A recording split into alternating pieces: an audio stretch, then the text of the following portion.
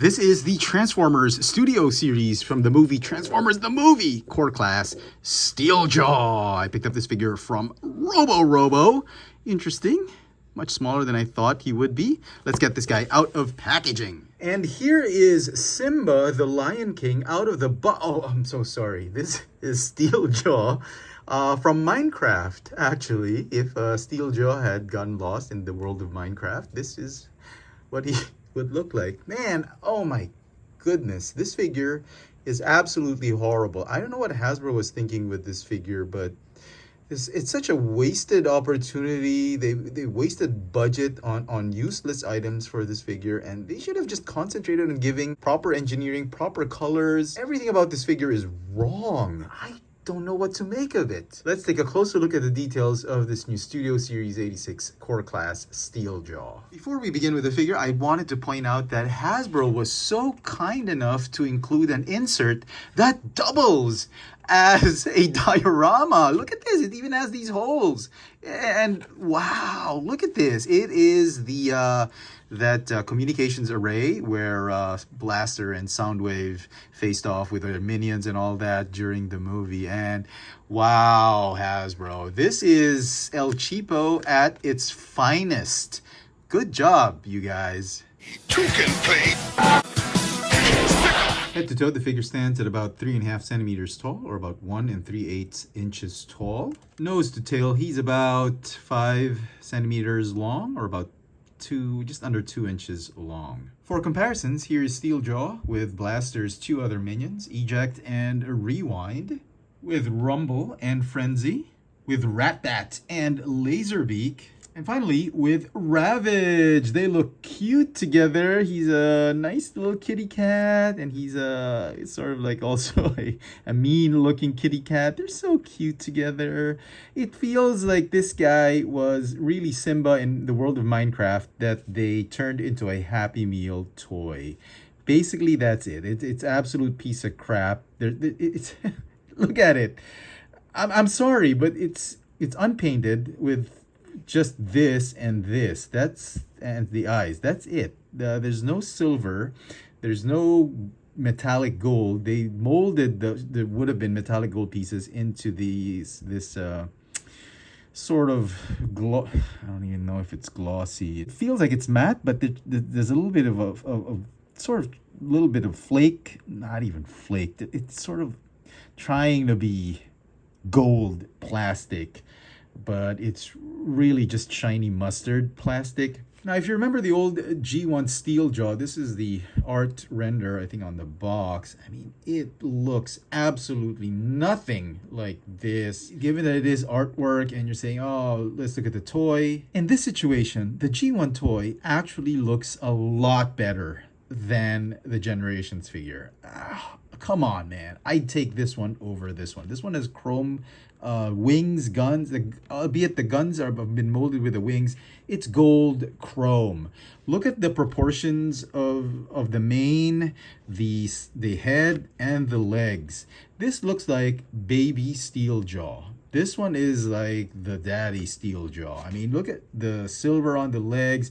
It looks very menacing. This one is just too cute. I don't think the Decepticons will bother shooting this one. They'll probably just capture it and adopt it. It's like a pet. This was how he appeared in the 1986 movie, which is apparently what this toy or this figure is based off of. Yeah, I kind of get it, but where's the paint? Where's the gray or silver? Look how really menacing that head sculpt is compared to this cute one. And here's the artwork, fan art render, and you can really see that it looks like Voltron's lions, and really nothing like this. The feet are too small, albeit it has to be, it's restricted because of the engineering and all that, but they could have resculpted those legs. They could have painted the legs.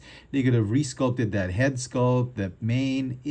It just feels like he's wearing a box. It feels cheap, small, and nothing like how he looked like in that G1 movie. And here he is with Blaster, and I guess we just need who do we need? We need Ramhorn to complete all 4 minions of Blaster, so he can go up against Soundwave. We've got almost all the minions of Soundwave. We've got Buzzsaw coming. The figure, you may notice, is a little bit too small, even for a core class figure. He does come with an extra bit of accessory, which is almost as big as the figure. This is a tool or a gimmick or a device that you can replace the wings with, and you can pop it back. You can pop this thing on the back of Steeljaw, and he basically transforms into a marketing tool. It is to announce 40th anniversary of Transformers. Get your figures. Hasbro celebrating 40th anniversary. You know, when those things on the street, when they have these huge megaphones and they announce if there's a new store opening, there's a new restaurant, or somebody is trying to get elected into office. He turns into something like that. So he goes around town advertising and doing some marketing for Blaster, because Blaster is just not enough speakers on him. They actually put this on. I mean, this is stupid. Okay, I get it. This is supposedly, I don't know if it was Headmasters or some Japanese anime Transformers G1 continuity. They decided to pit Blaster and Soundwave against each other, duel to the death. And Blaster transforms his hands into these megaphones, and they duel to the death. And Soundwave sort of dies and is resurrected as Sound Blaster. I think it was Headmaster. I can't remember. Just let me know in the comments. So it has to be 2, not 1, but 2. But they only included 1 because they had enough budget for 1. And this is Hasbro's sneaky way of asking you to buy 2 of these. These are already useless. They want you to buy 2 so you can get 2 for Blaster's hands. And I thought this was so stupid and useless because, okay, I get this. This is nostalgia, this is fan service, but they should have just included this in a Blaster repack. They could have repacked Blaster with all the minions, probably with Ramhorn, Rewind, Eject, and Steeljaw, repacked it as a leader class figure and include 2 of these. That would have worked. And instead of this, what they could have done is just invested on paint. They can use the gold plastic, but they should have painted this with shiny metallic paint. Or is it too much to ask for vac metal chrome pieces?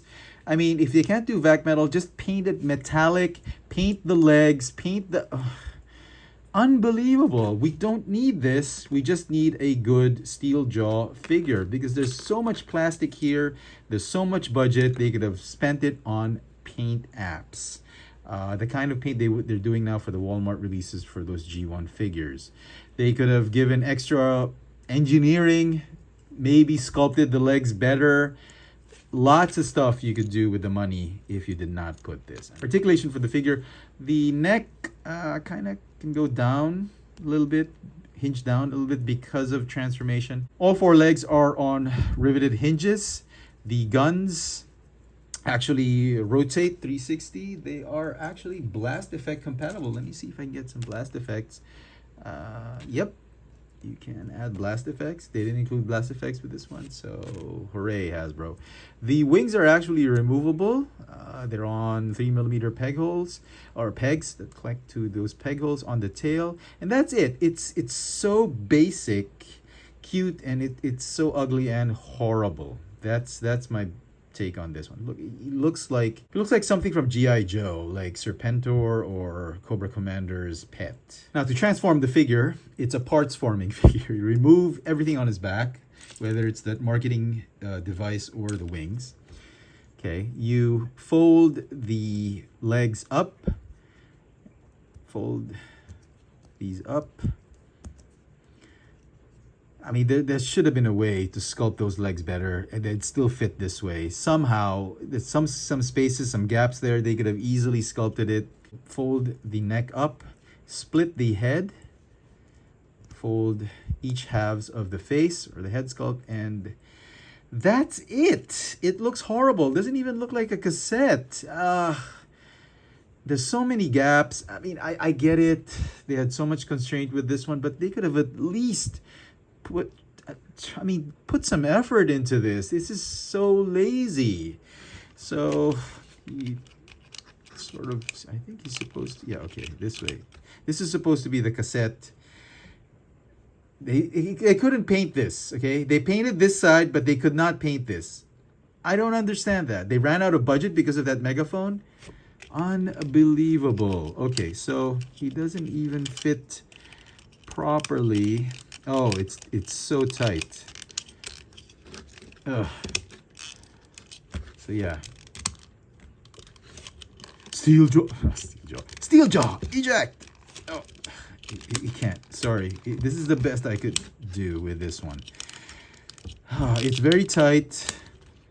Nope, nope. He doesn't want to eject. Ugh, horrible. Will it work if we reversed it? Nope. Doesn't even want. Okay. Okay. Good job, Hasbro. Very, very tight. Will he fit in Soundwave? Oh my God. Yeah, of course he will. Oh, nope.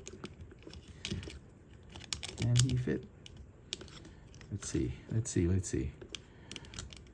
Can he fit inside? No, apparently he can't. He's too tight because of this peg right here. Yep. Nope. Nope. Nope. Nope. Wag na kasing ipilit eh. Yeah, no. Nope. Too bad. It'll only sort of kind of fit in Blaster. I mean, they couldn't even measure it properly.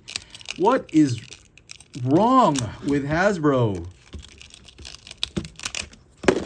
Transform him back into his Lion alt mode. Just reverse the process. Go ahead and open the halves of the head sculpt. Combine them together. Fold it up. Fold down the hind legs. Fold down the front legs. And just pop the guns up. And there you go. Without his tail and wings, he looks even more horrible. I mean, seriously, Hasbro, what the heck is up with this figure? And so some final thoughts on this studio series, Simba the Lion King, Steeljaw. Oh my God, what a horrible, horrible figure. I don't know what happened here. It feels like the designers were so lazy, they couldn't give him paint. They give us useless pieces of plastic when they could have used the money from this to give this paint. This look at how nice this gold paint is. They could have just used this on this figure. I don't know why they wasted it on this. They could have painted it in gunmetal metallic gray on the legs. They could have resculpted that head sculpt. They could have resculpted the legs. As it is, it looks like Simba in Minecraft World as a Happy Meal toy. It just absolutely sucks. The engineering is okay. It's a pass.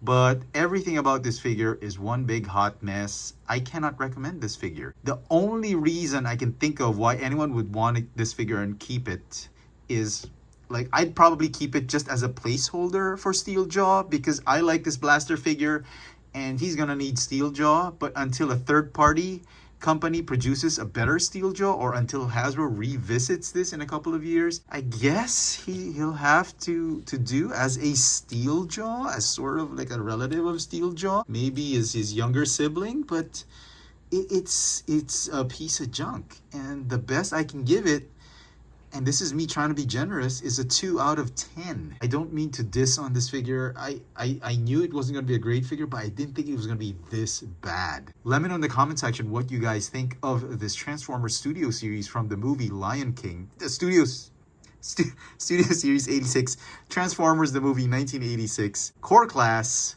Simba, Steeljaw. Hit that notification bell so you never miss out on any of my latest video reviews. And if it's your first time here, please subscribe. Thanks for watching.